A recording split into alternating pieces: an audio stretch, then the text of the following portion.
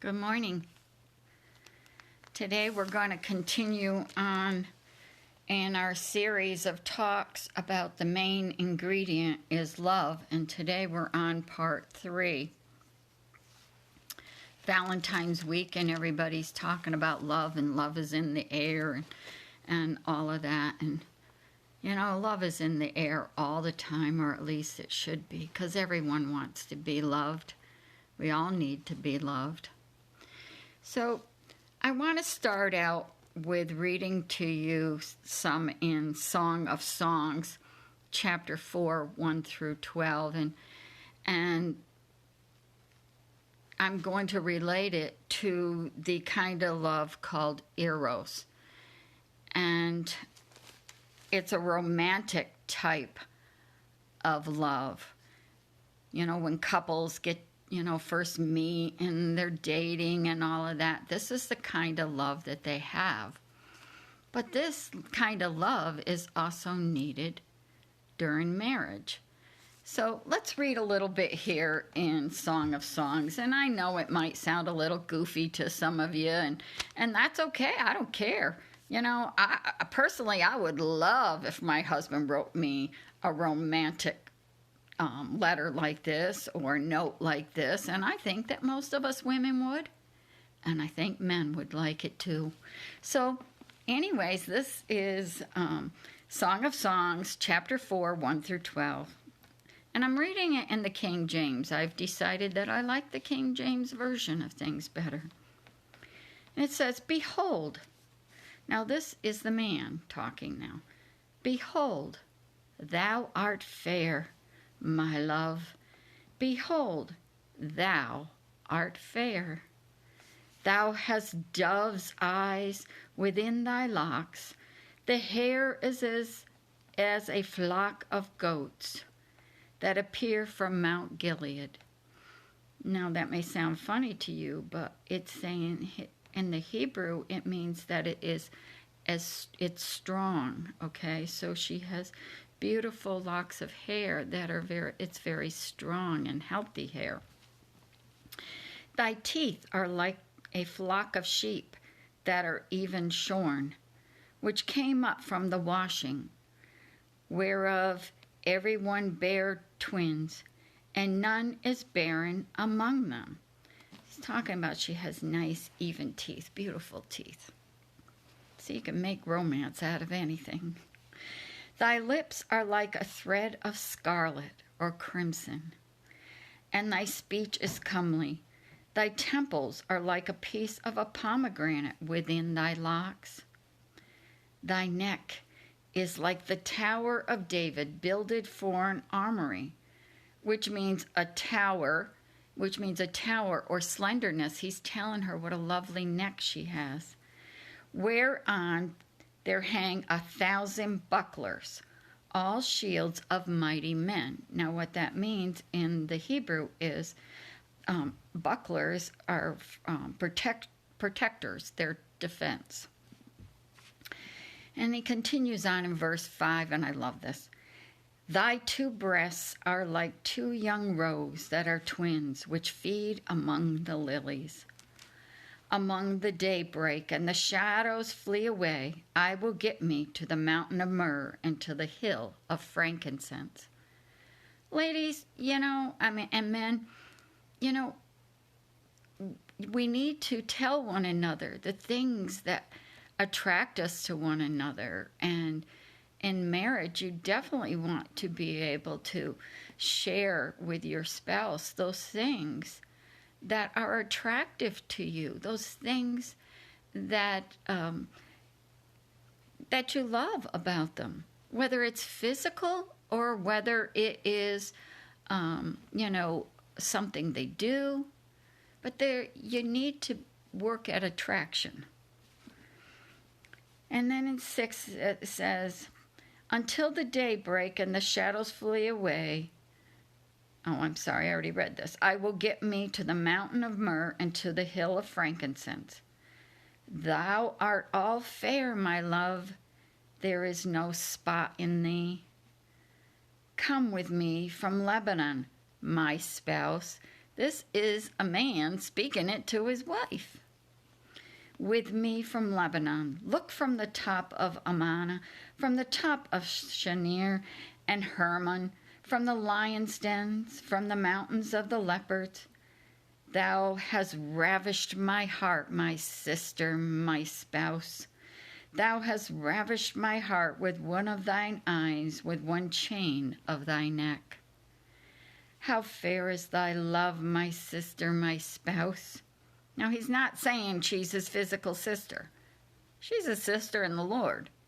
And if you and your husband both know Christ, then you're sisters, but you're also one another's spouse. How much better is thy love than wine, and the smell of thy ointments than all spices.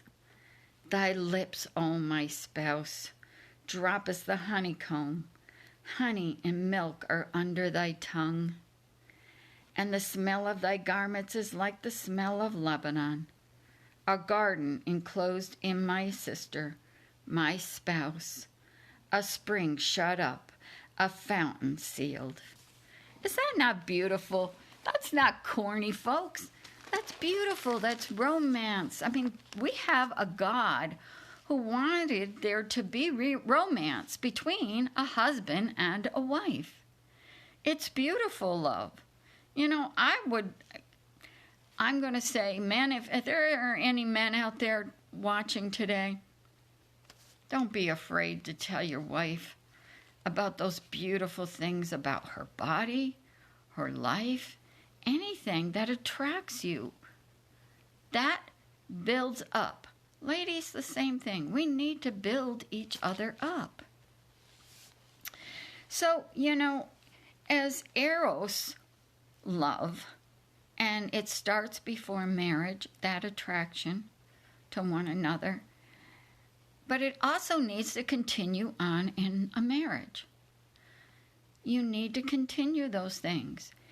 And you need to, one of the things that I think about is the fact that so much romance has been lost in marriages today. You know, we work hard at our romance before we get married, but then afterwards, we kind of just take each other for granted. And we shouldn't. You know, I have to say I'm very fortunate that, even my sons have showed me romance in their marriage. And it is just such a delight for me. And because I can see that, it makes me encourage other young couples, other young men, to keep dating their wives and to keep that marriage afresh and new. You know, God says that we have lost our first love with Him. He talks about that. He wants us to love Him just as we loved Him in the beginning when we came. Well, we also want to be loved the way we were in the beginning. So let's love one another that same way. Let's continue it on. And, there's just things that you can do. Wives, if you're home before your husband, look nice when your husband walks in. Smile. Get up. Give him a kiss.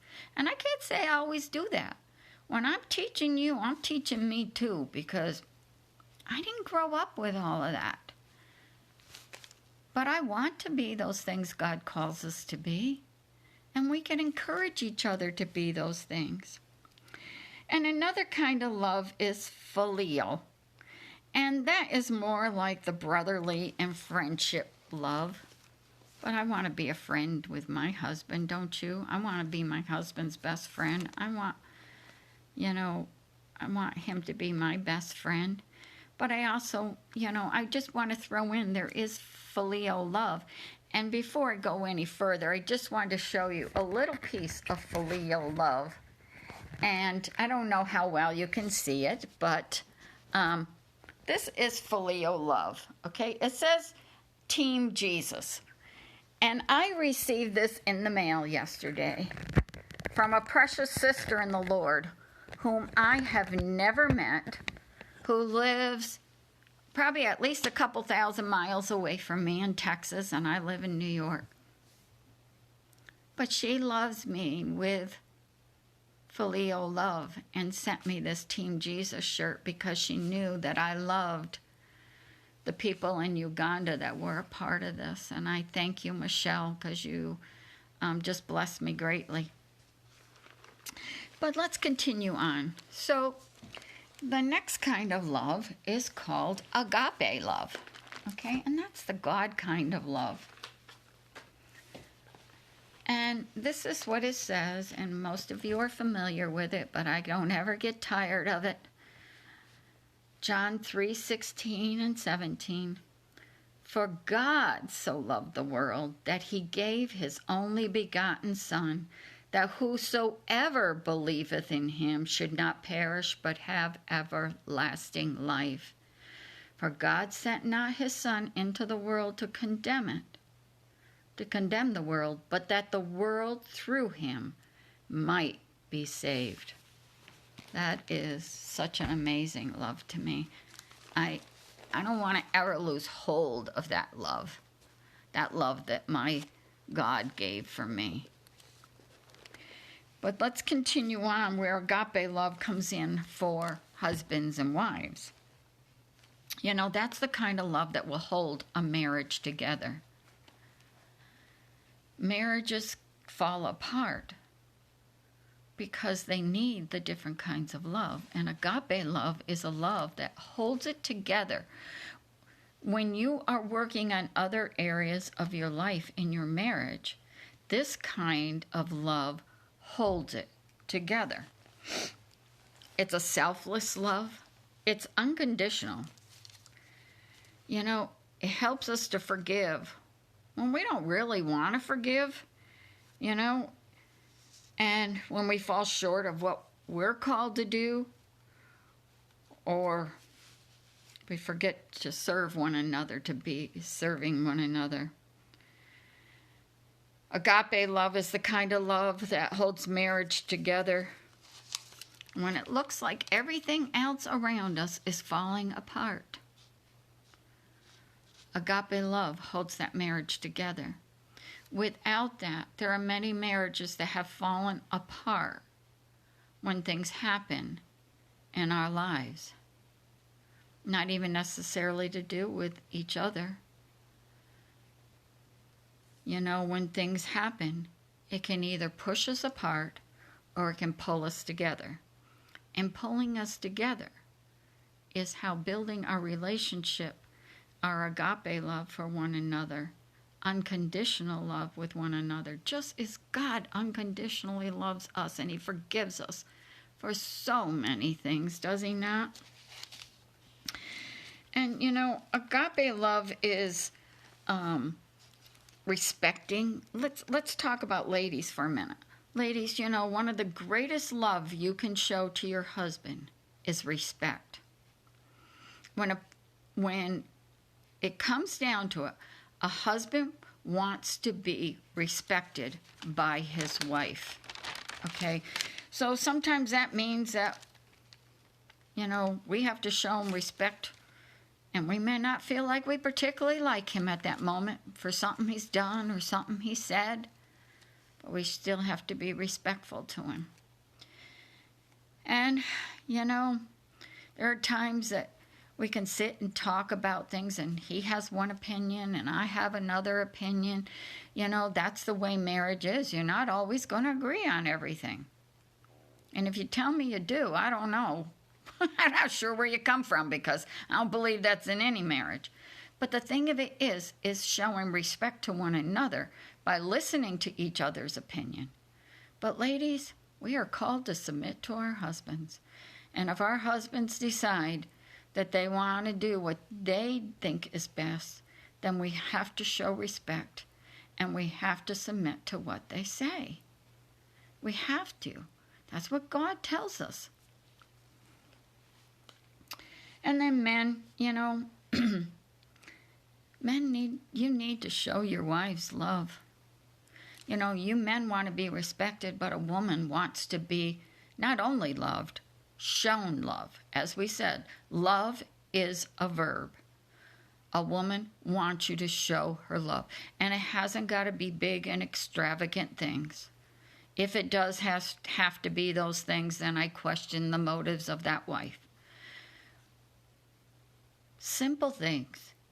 You know, I always say, in the good weather, pick some flowers along the road. Pick up something. Pick up a little thing, you know, or write her a little note. Do any of those things. But a woman wants to be shown love. And men, you need to do that. Whether you're tired, whether you don't feel like it, do it. Do it anyways. You will be amazed how much your marriage gets better when you do the little things. And you know, husbands and wives, we both need to serve each other. We need, you know, God says the greatest in the kingdom is a servant of all, but we first need to serve our spouses. Sometimes it's a lot easier to go out there and think, oh, I'm doing ministry and I'm helping this one and I'm serving the church and I'm serving this community and I'm serving this committee. But the first person we need to serve is our husbands. And I must say, you know, we quite often fail at that. But men, you too. I know that you work hard and you're gone and you go out and you work and you're tired. But be a servant to your wife. You know, I think about when even at home, my husband will help pick up the table after dinner. And sometimes he'll even wash the pans for me because he knows I don't like to do that. Or, you know, I watch my sons and they'll do things for their wives. What great servants. Servants of the Most High God and servants of one another. And another thing about agape love is extending forgiveness even when we don't think someone else deserves it. Even if they've torn our heart. You know, one time I don't know if I shared this before or not, but you know, one time my husband and I had a tiff and I went off to work and I kept praying about it all day long. And I was mad at my husband, I'm going to tell you. He should say, ask me for forgiveness. But praise be to God, through the day, the Lord showed me that I was the one that needed asking forgiveness. That this was not my husband's fault at all. It was really my fault. So we have to be willing to show and ask for forgiveness even when we don't feel like it. And we have to extend mercy and grace even when it's undeserved. And how we respond to something can make all the difference in the world. If we, the Bible tells us a gentle answer turns away wrath or anger. Being gentle even when we don't feel like being gentle. And one of the greatest examples of agape love I've seen in action in a marriage is in a caregiver. I have seen caregivers, whether it be a spouse or, a child in the family. But this week we're talking about, relationships between a husband and wife. And that is some of the greatest love, because I've seen so many that, are caregivers, and they at times feel like they haven't got a thing left, that the bottle has been emptied. And yet somehow they draw from God and they get filled back up and they keep serving that person they love. What greater love is there than that? What greater love than to lay down your life for another? Thank you, and God bless you, and have a good day.